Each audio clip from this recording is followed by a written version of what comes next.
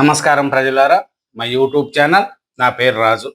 శ్రీకాకుళం జిల్లా పలాసకు చెందిన వైఎస్ఆర్సిపి నేత, మాజీ మంత్రి సిదిరి అప్పలరాజు గారు. ఆయన్ను గురువారము అరెస్ట్ చేశారండి పోలీసులు.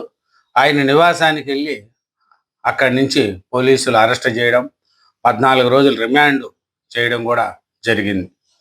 వీళ్ళు ఈయన అప్పలరాజు గారు తన కొడుకు చేసిన తప్పును కప్పిపుచ్చుకొని ఒక మంత్రిగా పనిచేశాడు.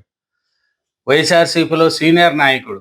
అట్లాంటి ఆయన కొడుకు తప్పును మరొకరిపై తోసేశాడు. అది అతన్ని గొర్రెల కాపర్ని కొడుకు బైక్తో కొట్టి చంపేస్తే అతని కుటుంబంతో బేరసారాలు, కండ్ల ఎదుటే ప్రాణాలు పోతూ ఉన్న వైద్యుడిగా ఉండి కనికరమ్మ కూడా చూపించలేదు ఈయన సిదిరి అప్పలరాజు గారు. ఎందుకంటే చూడండి, తన కొడుకును కాపాడుకోవడానికి ఇంకొకరి మీద కూడా కేసు నెట్టి కొడుకును కాపాడుకోవాలని చూశాడు.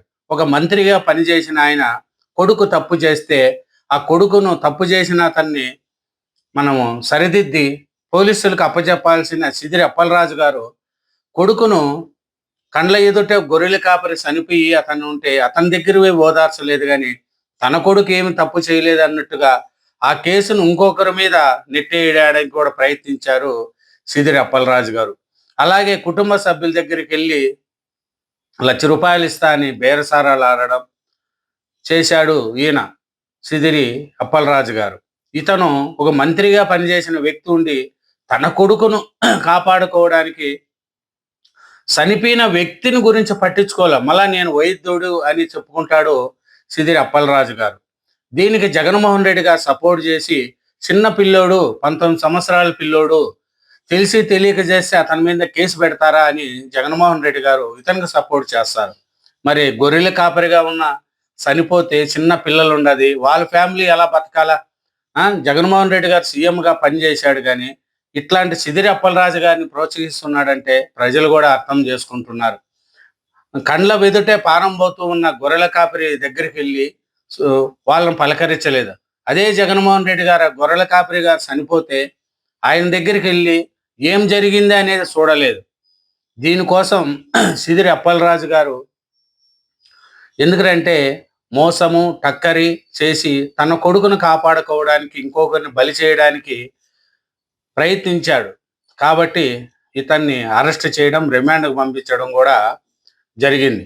ఏందంటే చూడండి, కండ్ల మొదటే ప్రాణాలు పోతున్నాయి. గొర్రెల కాపరి వైద్యుడిగా ఉండి కనికరం కూడా చూపించలేదు. ప్రమాదానికి 2 రోజుల ముందే కుమారుడికి LLR డ్రైవింగ్ లైసెన్స్ కోసం వచ్చింది. హైపవర్ బైక్ చేతికి యాక్సిడెంట్ తర్వాత బైక్ కూడా మాయం చేసే యత్నానికి ప్రయత్నించాడు. మళ్ళీ ఈ సిదిరి అప్పలరాజు గారి పరిస్థితి చూస్తే చూడండి, ఈయన ఎలా చేశారు ఏమిరంటే, ఈయన శ్రీకాకుళం జిల్లా పలాసకు చెందిన వైఎస్ఆర్సిపి నేత, మాజీ మంత్రి సిదిరి అప్పలరాజు గారు. ఆయన గురువారం పోలీసులు అరెస్ట్ చేశారు. ఆయన నివాసానికి పోలీసులు అరెస్ట్ చేసి అదుపులోకి తీసుకొని పోలీస్ స్టేషన్ తరలించారు. ఆ అరెస్ట్ తర్వాత కార్యకర్తలు పెద్ద సంఖ్యలో ఇంటి వద్దకు కూడా చేరుకోవడంతో అక్కడ కొద్దిసేపు ఉద్రేకత పరిస్థితులు కూడా నెలకొన్నాయి. దీని మీద ప్రజలు కూడా ఇతను చేసింది తప్పు, ప్రజలు ఎందుకు ఇతన్ని అరెస్ట్ చేయలేదని కూడా ప్రజల్లో వ్యతిరేకత వచ్చింది ఈ సిదిరి అప్పలరాజు గారి మీద. కానీ జగన్మోహన్ రెడ్డి గారికి మటుకు అది మంచిదంట, తెలియక చేసినాడంట. తెలియక చేసినా తప్పు చేసినా ఒక ప్రాణం పోయారే. ఇప్పుడు ఆ ఇంటి పెద్దను కోల్పోయిన గొర్రెల కాపరి కుటుంబం ఎలా ఉండాలా? వాళ్ళని మంచి చెడ్డ చూసే వాళ్ళు ఎవరు? అది కూడా జగన్మోహన్ రెడ్డి గారు, వైఎస్ఆర్సీపీ వాళ్ళు దాన్ని చూడాలి ఒకసారి. అంటే మనోడేలే తప్పు చేసినా వానికి సపోర్ట్ చేయడం ఎంతవరకు కరెక్ట్ అనేది కూడా ఆలోచించుకోవాలి. అప్పలరాజు కుమారుడు అరవ్ వర్మ నడిపిన బైకు ఒక గొర్రెల కాపరి దానయ్య ఢీకొనడంతో ఆయన మృతి చెందిన ఘటన మనకు అందరికీ తెలుసు. రాష్ట్ర వ్యాప్తంగా చాలా విమర్శలు వచ్చినాయి. తర్వాత అప్పలరాజు కుమారుని కాపాడేందుకు ఆయనపై కుట్ర చేశారని పోలీసులు కూడా అతని మీద కేసు ఆరోపించారు. ఎందుకంటే కుమారుడు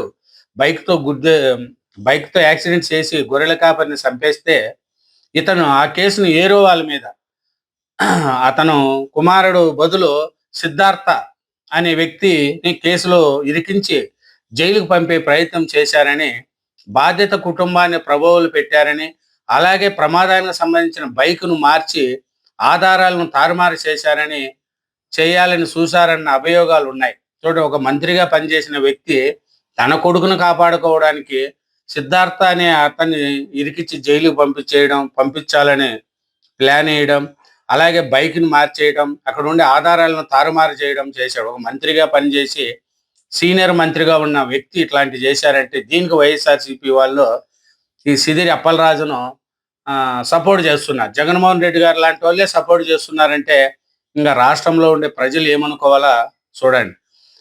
దానివల్ల అప్పలరాజు గారి మీద నేరం నమోదు చేసి దర్యాప్తు ప్రారంభించారు. దానిలో భాగంగానే ఆయన అరెస్ట్ చేయడం కూడా జరిగింది. ఎందుకంటే ప్రజలు ఒకటే కోరుకున్నారు, న్యాయ వ్యవస్థపై నమ్మకం ఉండాలని ప్రజలు కోరుకుంటున్నారు. ఇలాంటి వాళ్ళను వదలకూడదు అనేది కూడా ప్రజలు కోరుకుంటున్నారు. తర్వాత అప్పలరాజును అరెస్ట్ చేసిన తర్వాత అనుచరులు తీవ్రంగా నిరసనలు చేపట్టారు. ఎందుకంటే వైఎస్ఆర్సీపీ వాళ్ళకి తప్పు ఒప్పు ఏముండదు. గొర్రెల కాపరి చనిపోతే పాపం వాళ్ళ మీద దయా దాచినాలు లేవు. కానీ సిదర్ల అప్పలరాజు కొడుకును అరెస్ట్ చేసే మటుగా చిన్నపిల్లోడు ఎందుకు అరెస్ట్ చేస్తాం, న్యాయము అంటే గొర్రెల కాపరిని చంపేసినా వదిలేయాలనా? వైఎస్ఆర్సీపీలో ఉండే పెద్దలు, అధికార ప్రతినిధులు కూడా ఆలోచించుకోవాలా, పార్టీ గురించి ఆలోచించుకోవాలా. తప్పు చేసినోడిని అవునండి తప్పు చేశాడు, ఇతన్ని శిక్షించండి అని మీరే చెప్పాలి. అదే సిదరి అప్పలరాజు గారు తన కొడుకు తప్పు చేశాడండి అని పోలీస్ స్టేషన్కి తీసుకుపోయి ఉండింటే ఈ పొద్దు ఆయన గొప్పగా ఉండింది, అందరూ గొప్పగా చెప్పుకోందరు. కానీ కొడుకు ఒక గొర్రెల కాపరిని చంపేస్తే అతన్ని కాపాడుకోవడానికి ఇంకొకరిని ఇరికిచ్చి ఆ కుటుంబాలతో బేరసారాలాడి బెదిరించడం, బైకును మాయం చేయడం. ఈ సిదర్ల అప్పలరాజు గారు మంత్రిగా పనిచేశాడు, వైఎస్ఆర్సీపీలో సీనియర్ నాయకుడు. మరి ఇట్లాంటి వాళ్ళను న్యాయ వ్యవస్థ ఏం చేయాలి, ప్రజలు ఎలా ఇట్లాంటి వాళ్ళను రాజకీయ నాయకులుగా ఉంటారనేది కూడా మనకు తెలుస్తుంది. ఎందుకంటే ఈ సిదర్ల అప్పలరాజును చూసి సిదరించుకుంటున్నారు. కొడుకు తప్పును మరొకరిపై తోసేశాడు. కుమారుడు ఉన్న జైలుకే పంపించారు అప్పలరాజును. అప్పలరాజుపై 12 పాత కేసులు ఉన్నాయంట. 14 రోజులు రిమాండ్ పంపించారు. ఈయన కొడుకున్న జైలుకే ఈయన కూడా పంపించారు. అప్పలరాజు పలాస స్టేషన్లో బుధవారం రాత్రి 12:10 నుంచి 1:30 వరకు విచారించగా ఆయన నేరాన్ని అంగీకరించారు. కానీ వాంగ్మూలంపై సంతకం చేసేందుకు నిరాకరించారు. జ్వరం ఉందని అప్పలరాజు తెలపడంతో ప్రభుత్వ ఆసుపత్రికి తరలించారు. గురువారం సాయంత్రం పలాస కోర్టులో హాజరుపరిచారు. తన కుమారుడు నీట్ ప్రవేశ పరీక్ష రాశాడని, తాను స్వయంగా తీసుకెళ్లి వైద్య కళాశాలలో చేర్పించాల్సి ఉన్నదని విచారణ సందర్భంగా మేజిస్ట్రేట్కి ఆయన తెలిపారు. యాక్సిడెంట్ ఘటనలో అంబులెన్స్ను తానే పిలిచానని, గాయపడి రోడ్డు మీద పడి ఉన్న వ్యక్తికి స్వయంగా సిపిఆర్ చేశానని కోర్టుకు తెలిపారు. వాస్తవంగా ప్రమాదం విషయం తెలియగానే ఘటనా స్థలానికి వెళ్ళిన సిదిరి కుమారుని కాపాడుకోవడమే తప్ప అక్కడ రోడ్డు మీద పడి ఉన్న వ్యక్తిని కాపాడడానికి ఎక్కడా ప్రయత్నించలేదనేది కూడా వాస్తవం. కాబట్టి ఆయనకు 14 రోజులు రిమాండ్ న్యాయాధికారులు విధించారు.